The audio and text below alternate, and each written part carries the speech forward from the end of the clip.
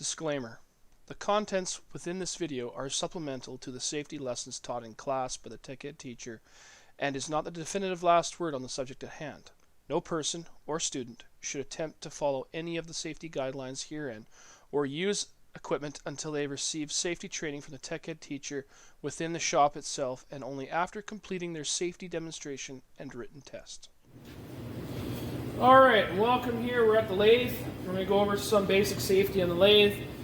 This does not cover safety that is specific to certain operations, but just general safety. The other safety for operations you'll learn as you go.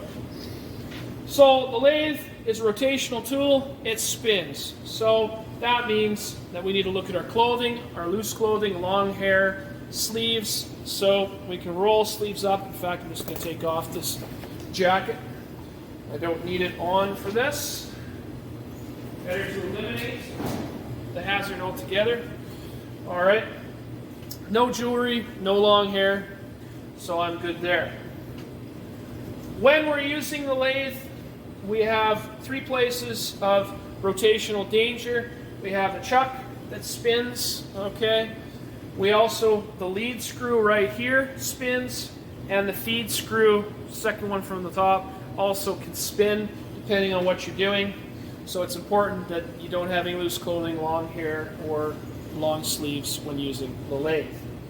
In addition to that, gloves are never used on the lathe. Gloves will tear your hands, your fingers, your arms off. No gloves, never. So before we operate the lathe, we want to make sure that we do a few things. First of all, once we've loaded up our material, we're going to do a safety spin on the chuck and make sure there's no collisions. We're going to make sure that this lever is in the up position, or the neutral position, the off position, and this guy is in the middle position, or the neutral, or off position. That way, these levers cause the carriage to move. Nothing will happen if we do that. When we start the lathe up, we need to close our safety cover. We need to stand off to the side because the headstock over here is where all the bad stuff will happen. And if anything happens, it's going to fly out that way. If we're standing over here, we're good. We're going to move the lever over and down to go into forward. All right. We've got a 4-jaw chuck in there right now, so it's a bit off balance, but nothing out of the ordinary for a lathe. Then we want to check our emergency stop button. Works at least once a shift. Do not use a piece of equipment that does not have an emergency stop button that works. It obviously works, so we are good to go. Okay, let's talk about some other safety. The lathe chuck key, used to open and close chuck jaws. Most common safety violation that people do is they leave the chuck key in the chuck. This becomes a bullet. And if you start the lathe up, it will fly and bean you in the head. Do not rely on these covers. Not all lathes have them, and we do not want those covers to get. We don't want to guarantee those covers are there. Very simple.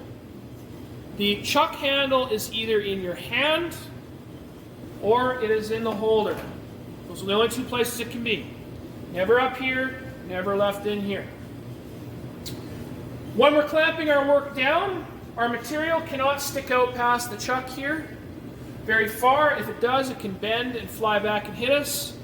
All right, the rule is twice the diameter.